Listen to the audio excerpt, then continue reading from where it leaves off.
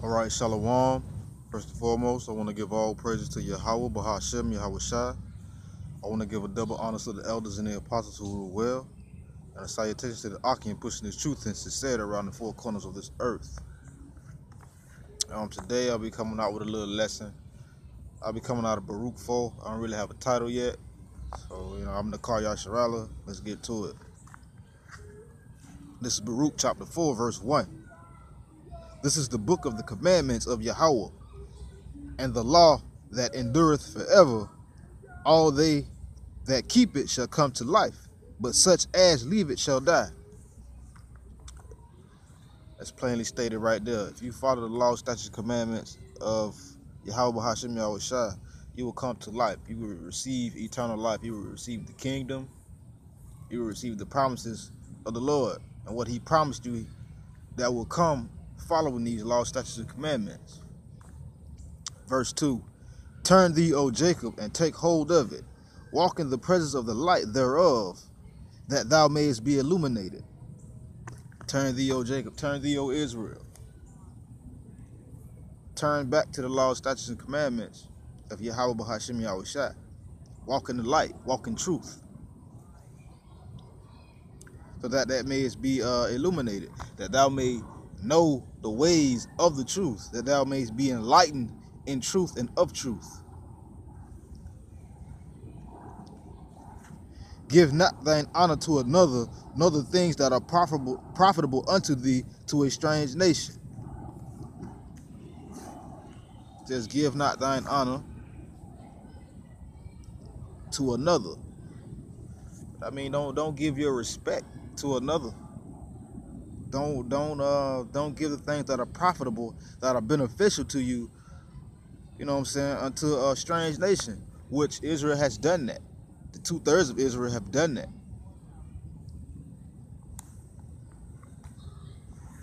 Verse 4. O Israel, happy are we, for the things that are pleasing to Yahweh are made known unto us. When you do the things and and you follow the law, statutes, and commandments, they are pleasing to Yahweh. They are pleasing to the Most High. And his secrets and whatever it is that he would have is made known unto you.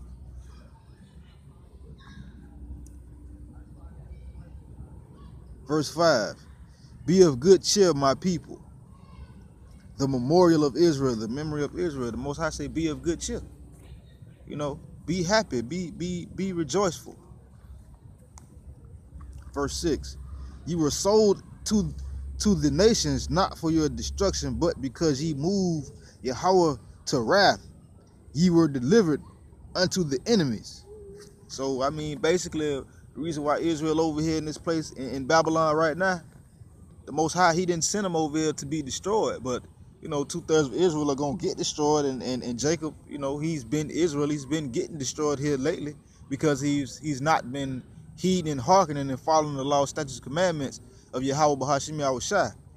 We didn't go into slavery and into captivity because the Most High wanted to destroy us, or Israel for that matter. Israel went into slavery as in the days of old because they were hard-headed. They did not follow the law, statutes, and commandments of Yahweh Bahashem Yahweh Shai. That's why Israel ended up going into slavery.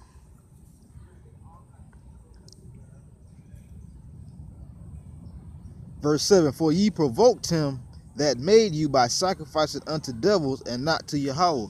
So there it is right there. Even in the days of old, back when Moses went up on the mount to receive instructions, i.e. the commandments from Yahweh, he was told to get down off the mount because of Israel. They were worshiping strange gods. They sacrificed unto devils just like they do today. They worship everything but Yahweh Bahashem Yahweh Shai.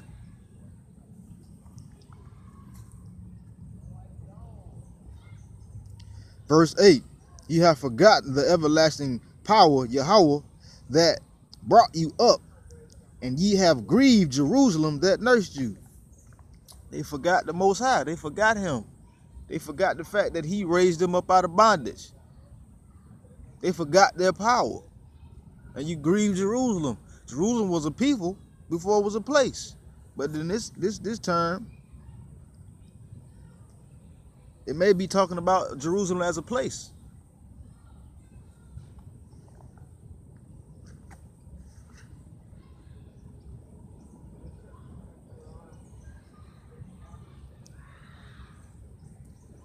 Verse 9. For when she saw the wrath of Yahweh coming upon you, she said, Hearken ye, O that dwell about Zion. Yahweh hath brought upon me great mourning. Metaphorically speaking. It is speaking metaphorically. It referring to Jerusalem, the city of Jerusalem, as a woman that seen the wrath of Yahweh coming and tried to warn the people. But 9 out of 10, they probably didn't hearken anyway.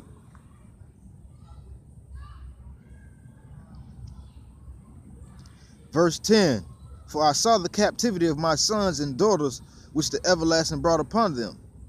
With joy did I nourish them, but sent them away with weeping and mourning. Let no man rejoice over me, a widow, a forsaking of many, who for the sins of my children am left desolate, because they departed from the law of Yahweh. See, first, right then and there, Yahweh, Bahashim Yahweh Shai, he took the children of Israel out of the land of Israel, because they did not hearken to Yahweh, Bahashim Yahweh Shai. They did not hearken to the law, statutes, commandments, the judgments of Yahweh, Bahashim Yahweh Shai. So he brought upon them captivity. And he made the land of Jerusalem, the city of Jerusalem, desolate. He took the sons and the daughters out of Jerusalem, where they were nourished at. Jerusalem was a fortified city. It had walls and everything, just in case something was to happen, like such as wars, which a lot of the accounts in the Bible, a lot of nations rose up against Israel and was trying to overtake Israel.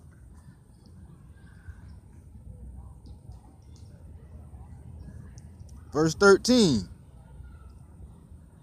They knew not the statutes, nor walked in the ways of his commandments, nor trod in the paths of discipline and his righteousness. See, there you go right there. Before that happened, Israel wasn't even hearkening unto the voice of Yahweh Bahashim Yahweh Shai. Not saying they didn't, but Israel would for a time, but then they would go back into doing. They would go back off of the truth. They would not follow into the truth. And this is the Apocrypha, if I didn't mention that earlier. It was saying they do not the statutes, and they didn't know his statutes. They didn't pay attention. They didn't walk in the ways of his commandments, and they didn't stay on the path. See, that trodden path is a well-walked path. It's worn down. It's, what I'm saying, this it's a path that is there. But Israel didn't do that. And they didn't follow the discipline in his righteousness. Verse 14, let them that dwell about Zion come and remember ye the captivity of my sons and daughters, which the everlasting has brought upon them. For he hath brought a nation up upon them from afar, a shameless nation, and of a strange language, who neither reverence old man nor pity child. See, that's right. That's when he brought them Edomites, because they don't care about nobody. He brought them Edomites. He brought Esau up against the nation of Israel, and they didn't pity nobody. They didn't pity young people. They didn't pity old people. They were a shameless nation, and Esau, he was very shameless. Verse 16, they have carried away the dear beloved children of the widow, and left her that was alone and desolate without daughter. So they tell you right there again, when Esau came up and he ran up, he had the Salakia. I'm gonna just stick with what I know. When he had Esau, the Edomites, to rise up, he took they took Israel out of the nation of Israel. They took over Jerusalem, and they carried them to another place. You know, and they left Jerusalem. They left Jerusalem, the city of Jerusalem, the land of Israel, without sons and daughters. That means the people and the nations of Israel. Verse 17, but what can I help you?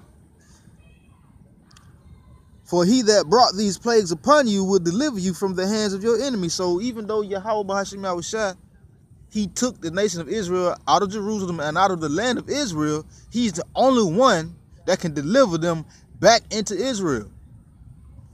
He's the only one that can deliver the nations of Israel, the tribes of Israel, back into Israel. He's the only power that can do that, and he's going to do that through his son Yahushua. Verse 19, go your way, my children. Go your way, O my children, Salaki. Go your way, for I am left desolate. See? It's basically saying, metaphorically speaking, that the land of Israel, i.e. Jerusalem, likened unto as a woman, she's saying, go your way. She's telling the children of Israel to go your way. She is left desolate. Verse 20, I have put off the clothing of peace and put on me the sackcloth of my prayer. I will cry unto the everlasting in my days. Be of good cheer, O my children. Cry unto the Lord, and he shall deliver you from the power and hand of your enemies. Cry unto the Lord. So he's basically saying, pray unto the Yahweh B'Hashem Yahushua. Look unto him for your help, and he will deliver you from your enemies. And it's coming to a point where Yahushua, when he come back on that chariot, he gonna deliver us from our enemies. Who is our enemies? Our enemies is Esau, man, and these other nations. Because these other nations had some kind of part in hand in us putting us into slavery. And what you think gonna happen to them? They're gonna get the same thing. He's telling you to pray, to look to Yahweh B'Hashem Yahushua, because he is your deliverance. And he gonna come get us out of this captivity that we are in.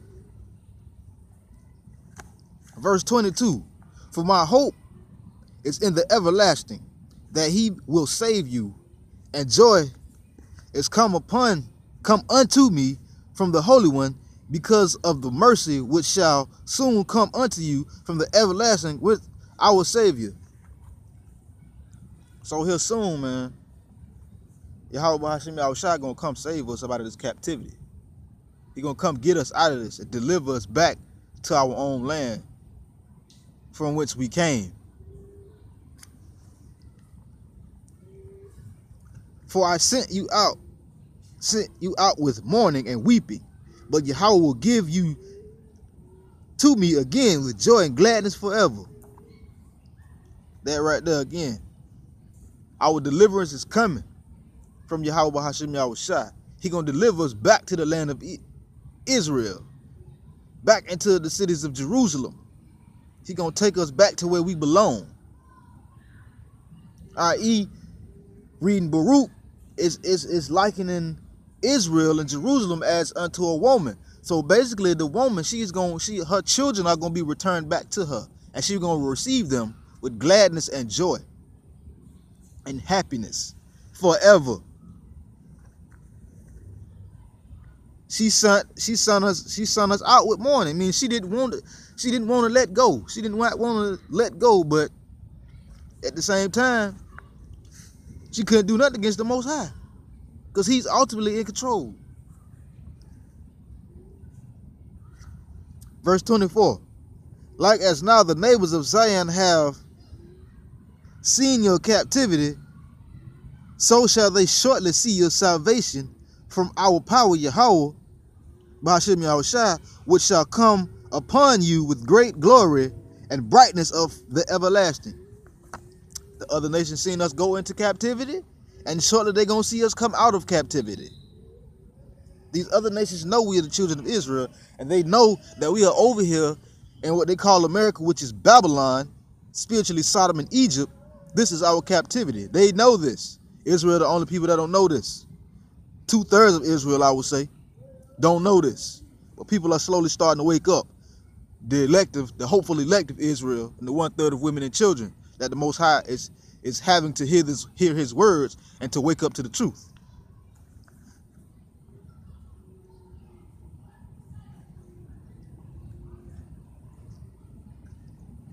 And the Most High, He's gonna come back with with glory, with all power, brightness, and in glory, power everlasting. Verse 25, my children, suffer patiently, wait patiently. The wrath that is come upon you from Yahweh, for thine enemy has persecuted thee, but shortly thou shalt see his destruction and shall tread upon his neck. There it is right there again. Most High is telling you, wait patiently. I'm going to come and I'm going to destroy the enemy, and you're going to see the enemy's destruction. I mean, you're going to see the downfall of Esau. You're going to see his kingdom go down. You're going to see him be destroyed.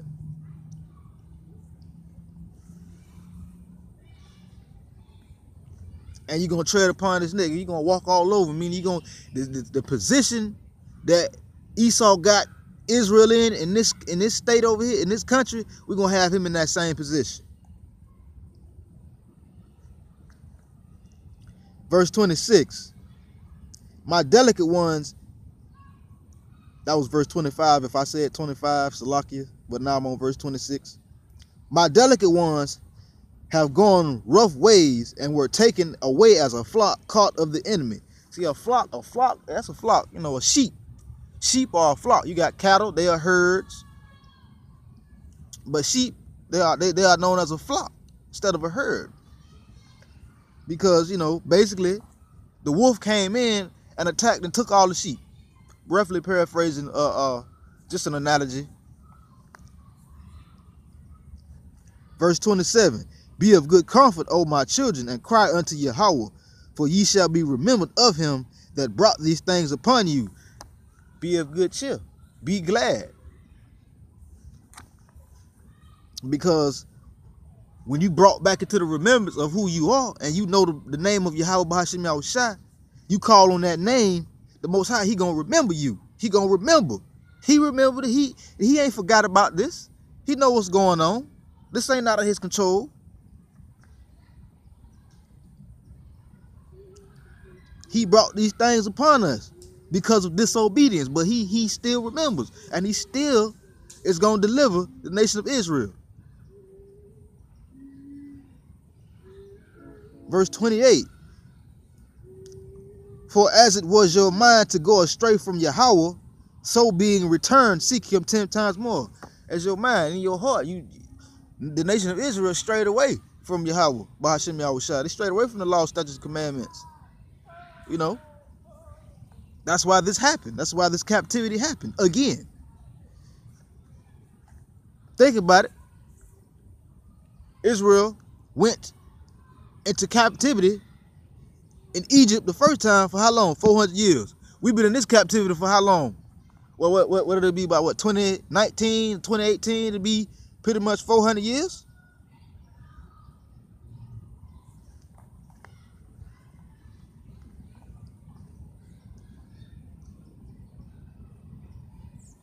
Verse 29 again, for he hath brought these plagues upon you. No, Salakia. Verse 28. We went astray, so now seek him, now that we came back to not seek him more. Seek him 10 times more than we were before. Verse 29. For he hath brought these plagues upon you and shall bring you everlasting joy again with your salvation. He might have brought this upon us, but he going to bring joy. Everlasting joy and salvation. He going to bring this back. Verse 30. Take a good heart, O Jerusalem, for he that gave thee that name will comfort thee. 31. Miserable are they that afflicted thee, and they and rejoice at thy fall. So, you know, it say be of good heart. He that gave thee the name, gave you the name, and the children, Salakia, gave you the promises and the name of Israel.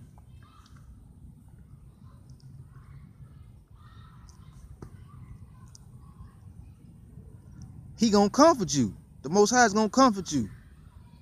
And the people that took us into captivity, they gonna be miserable because they afflicted us. And they rejoice at the fall. They rejoice at the fact that Israel went into slavery. And they're going to be miserable for that. Verse 32.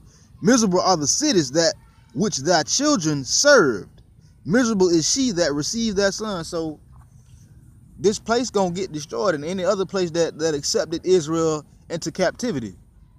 These cities going to be destroyed. Mainly Babylon, because she going to be miserable that she accepted this. Accepted the children of Israel as slaves into this place. So, you know, a lot of metaphorical speakings in Baruch concerning these different places, such as Israel, Jerusalem, the other cities, you know, concerning, according to the Bible, the Most High considered this place Babylon that great whore. When you think of a whore, you don't think of a man, you think of a woman. Just to be real, straight up. Again, miserable are the cities which thy children serve. Miserable is she that received thy sons. This place is going to be miserable for doing this. It's going to lament. You're going to be like, why did we do this? But it's going to be too late. For as she rejoiced at thy ruin and was glad of thy fall, so shall she be grieved of her own for her own desolation. So basically, there it is again. Babylon, this great whore, going to be grieved of her own desolation for receiving the children of Israel as slaves into this country, into this place. And it's going to be desolate. For I will take away the rejoicing of her great multitude, and her pride shall be turned into mourning. See, right now, Israel, or Babylon, that woman, that great whore, you know, is still rejoicing. She thinking ain't nothing going to happen. I done took the sons and daughters of Israel. I done received them into me to be my slaves. But that pride is going to turn into desolation. And she going to be miserable and lament. For fire, verse 35, for fire shall come upon her from the everlasting, long to endure, and she shall be inhabited of devils for a great time. So that means right now this place is being inhabited by devils, but fire is going to come to this place. That's that thermonuclear destruction. These missiles that's going to come burn this place up. And it's going to be inhabited by devils for a time. How long has this place been inhabited by devils? A long time. Verse 36. Jerusalem, look about thee towards the east, and behold the joy that cometh unto thee from Yahweh. Lo, thy sons come, whom thou sentest away. They come gathered together from the east to the west, by the word of the Holy One, rejoicing in the glory of Yahweh. So there it is right there again. The Most High say, look to the east, because that's where he going to be coming from when he come back, to deliver Israel out of this place.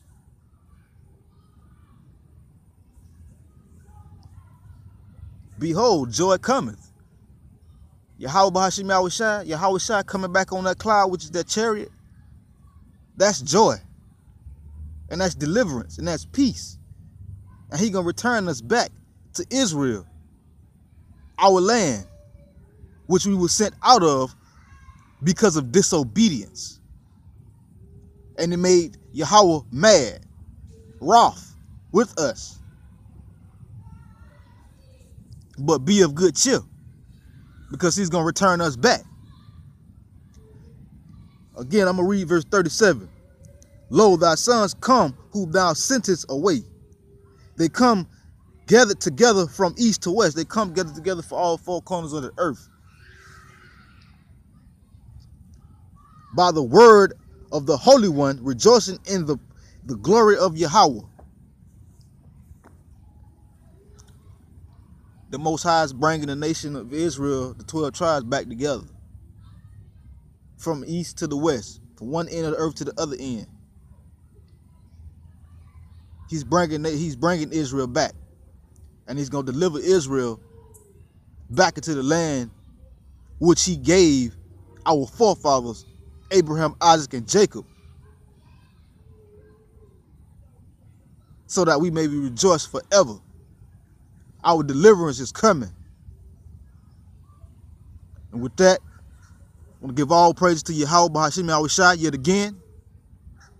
Shalom.